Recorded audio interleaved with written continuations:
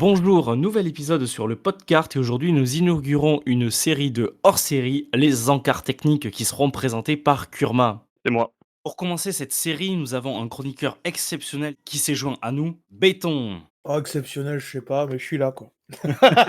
Dans ce premier encart technique, nous allons revenir sur un léger oubli que nous avons eu lors de l'épisode 2 sur le Joule Creep. En effet, j'ai un peu challengé Kurma sur le temps, ce qui fait que nous sommes passés à côté de certaines infos qui peuvent paraître essentielles. Non, mais les conditions de travail sont inacceptables. J'en profite pour remercier Elbridos de la communauté 595 qui nous a fait remarquer cet oubli, ce qui nous a amené à la création de cet épisode. Alors, on nous a fait remarquer plusieurs choses, notamment le fait que le poids du piston et le volume d'air influent beaucoup sur le joule creep, et que la plupart du temps, les AEG ne font peu ou pas de joule creep, à part quand on parle de gearbox longues, comme par exemple celle des SR25, qui ont des gros volumes d'air. En tout cas, un AEG classique avec un volume d'air classique font très peu de joule creep. Du coup, moi, je me suis dit, je vais tester. Parce que c'était tout le propos de la rubrique podcast de la dernière fois, c'était de tester. Donc j'ai passé mon après-midi à tester. Alors j'ai pris comme base un MP5 ICS, tout simplement parce qu'ils ont la gearbox split, donc c'est beaucoup plus facile et beaucoup plus rapide à démonter. Et j'ai testé avec cylindre plein pour avoir un maximum de volume d'air, et j'ai testé avec 3 pistons différents. Le piston que j'avais d'origine, qui faisait très exactement 15 grammes. J'ai mis le piston aussi le plus léger que j'ai trouvé chez moi, qui faisait 12 grammes.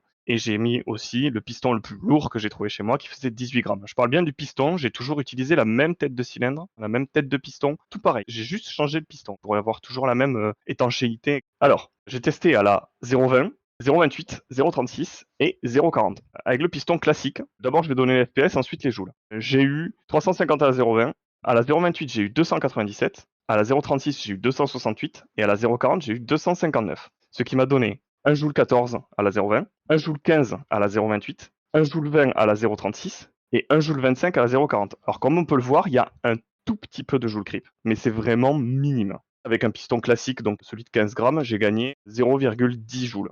Alors, c'est vraiment minime. Par contre, ça peut vous emmerder lors d'un passage chronie. Vous êtes un tout petit peu au-dessus. Si vous aimez bien avoir une énergie qui est très proche de la limite, faites attention au grammage. Piston léger, j'ai effectivement eu une puissance un tout petit peu plus basse, mais c'est vraiment négligeable. J'ai eu un 13, un 14, un 20, un 22. Donc 0,03 joules de moins sur la 0,40 qu'avec un piston de 15 grammes.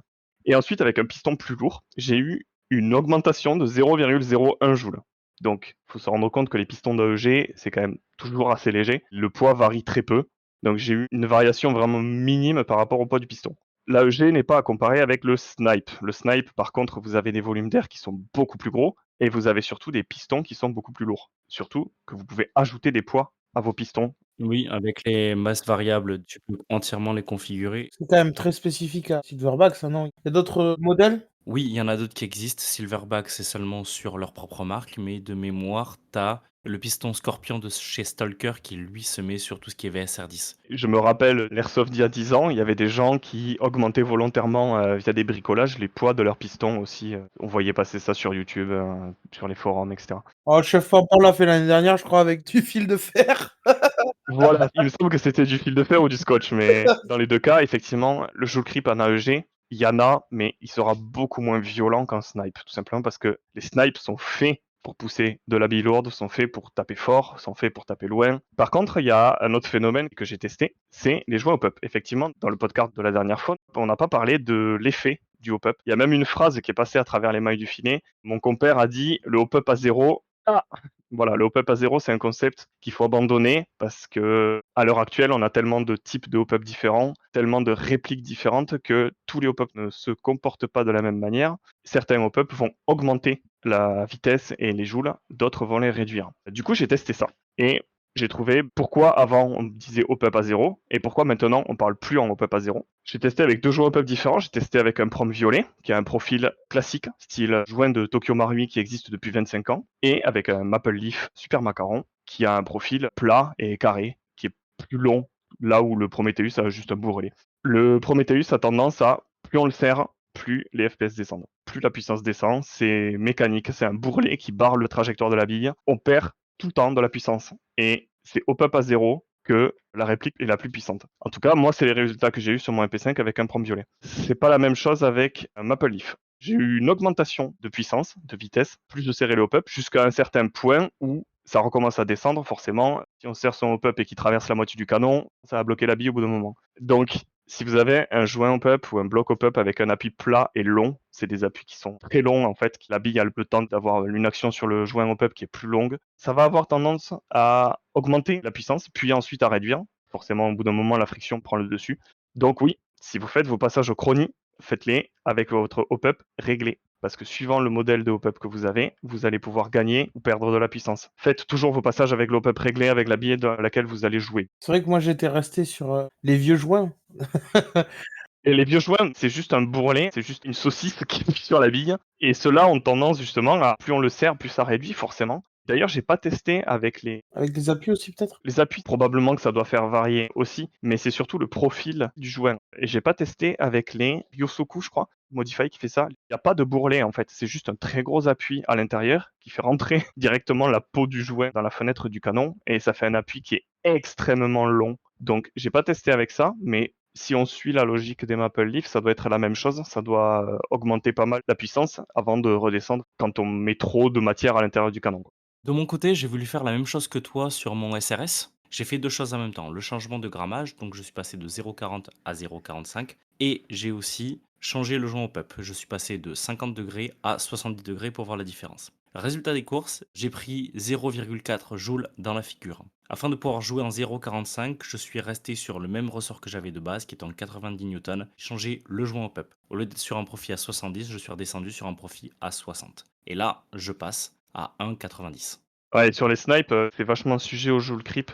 Et c'est expliqué par le poids du piston qui est bien supérieur à celui d'un AEG. Le volume, il y a beaucoup plus de volume d'air. Alors, je pense que ça doit être différent sur les strikers Amoeba, parce qu'il me semble qu'ils ont un volume d'air qui est à peine supérieur à celui d'un AEG. Et justement, ça avait été pas mal décrié quand il est sorti que c'était difficile d'avoir des hautes puissances, tout simplement parce que le volume d'air était très très bas. Mais du coup, oui, sur un snipe classique, tout ce qui est Marui, Silverback, tous les snipes type VSR10, il y a un volume qui est bien plus grand, donc forcément, le joule creep va être plus important. Mais comme tu dis, sur la EG, tu joues sur peu d'éléments. Sur le sniper, tu as quand même 3 éléments qui rentrent en compte, quoi. Oui, je pense que, comme on l'avait dit dans le podcast, toute réplique est unique, ça dépend vraiment des pièces que vous avez à l'intérieur, de votre longueur de canon, de la qualité de votre hop-up, de tout en fait. Tout ce qui fait partie de la partie pneumatique peut influer justement sur le joule creep, le comportement de votre réplique, etc. Je pense que sur les répliques avec des gearbox longues, comme le SVD ou le SR25, bon, le SVD il a une gearbox propriétaire, mais le SR25 c'est ce qu'on appelle une V2.5, elle est un peu plus longue. Je pense que c'est possible de commencer à avoir du joule creep qui se voit un peu plus, mais c'est vrai que sur un AEG, là sur un MP5 en plus, le canon n'est pas très long, on joue pas avec des volumes d'air énormes, j'ai un petit peu de joule creep, mais c'est vraiment vraiment très très peu. Mais super, merci Kurma pour cet éclaircissement et cet encart technique. Ah ben pas de souci. On me dit dans l'oreillette que tu as énormément d'autres sujets à aborder. Est-ce que tu peux nous faire un petit teasing? Alors, on va faire toute une série sur chaque partie de votre réplique, l'ensemble canon, joint, bloc et les billes, l'ensemble pneumatique, l'ensemble électronique et tout ce qui est gear et moteur. Eh ben, j'ai l'impression que cette série promet du lourd, du très très lourd. Et donc la prochaine fois, tu souhaiterais aborder quel sujet en premier? Alors, je pense qu'on va pouvoir commencer par le plus important, c'est-à-dire l'ensemble joint, canon, bloc et quelle bille utiliser. Et puis ensuite, on verra. Et voilà, chers auditeurs, l'épisode touche à sa fin. Si vous avez aimé cet épisode, n'hésitez pas à le liker, le commenter et le partager sur les réseaux sociaux et à nous mettre 5 sur 5 sur les applis de podcast. À la prochaine! À la prochaine. Salut.